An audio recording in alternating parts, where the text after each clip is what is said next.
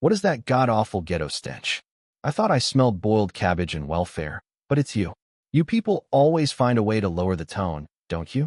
The voice came slicing through the morning, sharp and nasty, the kind that makes you wince even if you're not the target. I was standing out in my driveway, still in my pajama pants and an old green t-shirt, hands wrapped around a mug of coffee, breathing in the early sun, and for a moment, everything felt right.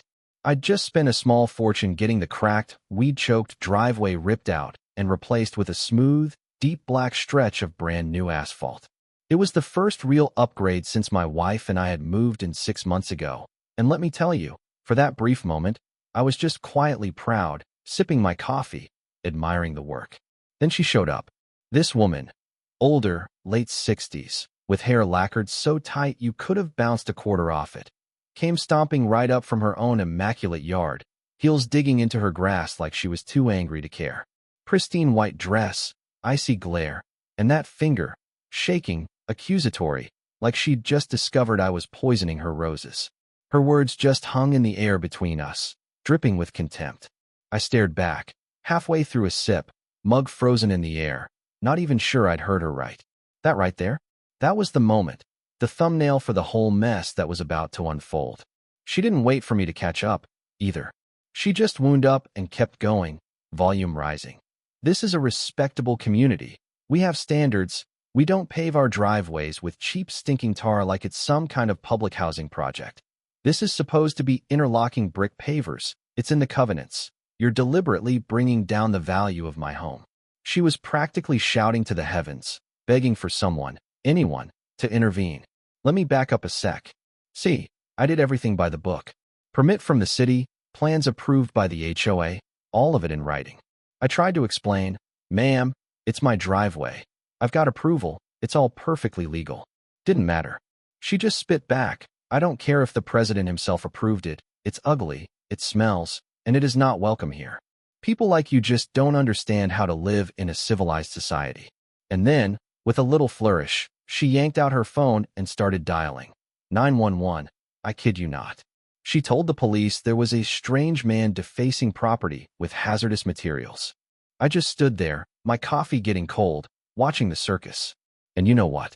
That was just the first act. The cops showed up, 2 of them, a guy and a woman who looked like they'd both rather be getting a root canal. She flagged them down, all frantic, pointing like I was a fugitive. They ambled over with the faces of people who'd done this dance too many times. Sir, can you explain what's going on here? The male officer asked, doing his best to look interested. I shrugged. Honestly, officer, I was hoping you could tell me. Karen over here decided my driveway was the downfall of civilization and called 911. She gasped when all performative outrage accused me of using toxic, unapproved materials. The female cop turned to her. Ma'am, did he threaten you? Karen hesitated just long enough to tip her hand. He was menacing, she said. His very presence is a threat. The cop sighed like a man whose soul had left his body years ago. Sir, do you have the permits? I went inside, came back with a folder, permit, work order, HOA approval, the whole stack. He flipped through it and handed it back, eyebrows raised. Everything's in perfect order. He turned to Karen, voice granite now. Ma'am, this is not a police emergency. If you call 911 again for something like this, you'll be cited. She shot me a look that could sour milk, stormed off in those ridiculous heels, slammed her door hard enough I thought the windows would go. The cops apologized, left, and I was just standing there, cold coffee in hand, realizing my nice, quiet morning had just gotten its teeth kicked in. I knew right then, she wasn't done. Next day, I find a crisp white envelope on the door, a violation notice from the HOA. Allegedly, I'm in violation of Article 7, Section 4. Installation of non-conforming surface material and color. I have 30 days to rip out my brand new, expensive driveway or face a $100 a day fine. No name, just the committee. But let's not kid ourselves. I knew who was behind it. The real twist? I had approval. Stamped, signed, official. This wasn't just an abuse of power, it was a straight-up lie. My wife, who runs a hospital and knows a thing or two about bureaucratic nonsense, came home to find me sitting there, staring at that letter. She read it, her jaw clenched. This is harassment, plain and simple. And then she did what she does best, ask questions. Who else is on this committee? Who let her get away with it? Turns out Karen isn't just on the committee, she's the chair. Her pals, Bob, HOA president, and Carol, are the other two members. These three run the board like their own little fiefdom, using the rules as a weapon. I'd walked right into their turf war, only they'd picked the wrong target. I was a civil engineer before I retired, 30 years writing the exact kind of city codes these people were pretending to enforce. I wasn't just ready for a fight, I was born for it. So, I read every word of the covenants, every bylaw. Surprise, nowhere does it say you can't use asphalt. Their violation was pure fiction. I crafted a response, scanned my approval, highlighted the relevant rules, attached the city permit, and sent it to the whole board, not just Karen and her pals. And I went on offense, laid out her racist tirade, the misuse of 911, and pointed out their fiduciary duty. I let them know if they kept this up, I'd file a fair housing complaint and take them to court personally. And then, silence. 3 days.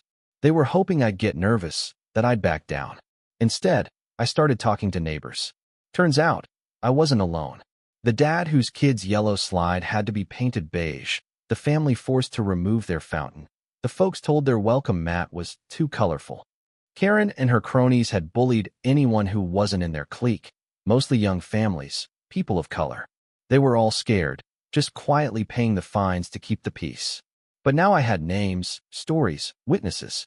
So I wrote a petition, detailed the pattern of discriminatory enforcement, demanded a third-party audit, suspension of the current committee, and a public meeting. I only needed 20 signatures, got 54 in a week. Submitted it by the book, certified mail. Board had 30 days to call a special meeting. Neighborhood tension spiked. Karen's group tried fear-mongering, anonymous flyers warning of outsiders, trying to rally her base. It backfired. More people reached out, ready to stand up. I prepped my team. We practiced telling our stories, sticking to the facts. I dug into the HOA's finances, found a kickback scheme. All those fines, all those repairs. The contracts went to Karen's cousin's company, Evergreen Property Solutions. The night of the meeting, the clubhouse was packed. Karen, Bob, and Carol looked like cornered animals. I laid out the case, the violations, the targeting, the kickbacks. One by one, neighbors told their stories. Then I dropped the final bomb. Evergreen Property Solutions wasn't just overcharging, it was run by Karen's cousin, and the money was cycling back to Karen and Bob. The room exploded. Calls for resignation, threats to call the police, not on me, on them. The next morning, I delivered everything to the DA's office. The criminal investigation kicked off. Karen, Bob, and the cousin all resigned, for personal reasons. An interim board took over, rescinded my violation, fired the contractor, wiped out the old fines. Neighborhoods started healing. People planted gardens, put out colorful doormats, and that yellow slide came back, bolder than ever. Then, just when I thought we'd won, I got a certified letter. Lawsuit. The silent partner in Evergreen was suing me for $5 million. Defamation, tortious interference, all that jazz. It was a classic slap suit, a last-ditch attempt to scare me silent. But I had an ace up my sleeve. Leo, my old college roommate, now a First Amendment lawyer with a mean streak. Leo filed an anti-slap motion and a countersuit for malicious prosecution and conspiracy. Then he went digging. Emails, bank records, the whole web. Here's the twist. The discovery process cracked the wall. Carol, the third committee member, folded, gave us a sworn deposition detailing the whole scheme, including how the lawsuit was meant to crush me and scare others into silence. Checkmate. Leo forced a settlement. They dropped the lawsuit, paid all my legal fees, and set up a $2 million restitution fund. Every family Karen had targeted got reimbursed, and the leftovers built a new playground and funded scholarships. The confessions went to the DA, criminal cases wrapped up fast. Karen did time, Bob got probation, and Arthur, the silent partner, was barred from running a company ever again. We rebuilt the neighborhood. New board, new rules, simple, fair, focused on safety and community, not color palettes and petty power. The playground ribbon cutting was a real event. Kids everywhere, laughter. A little girl with a yellow slide ran up and handed me a drawing of a man on a black driveway. Thumbs up. It felt like closing the circle. But you know what? Life loves a final twist. Arthur died, left me his controlling stake in Evergreen Property Solutions. A poison chalice if there ever was one. My first instinct was to burn it all down. But I realized there were good people working there, guys who'd lose everything if I did. So I turned the company into a worker-owned co-op, rebranded it as Community Landscaping, raised wages, made every employee an owner, and put part of the business to work on community projects, parks, gardens, helping those who'd never get a landscaper otherwise. The company not only survived, it thrived, became a local legend. Years passed.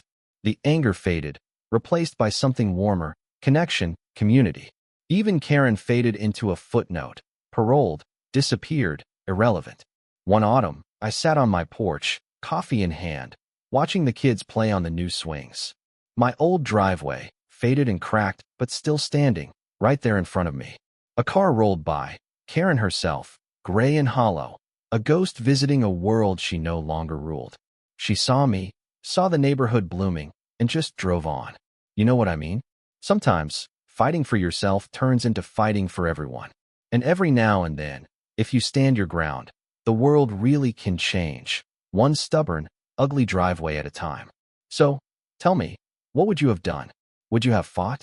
Or just kept your head down and let the Karens of the world win? Drop your thoughts below.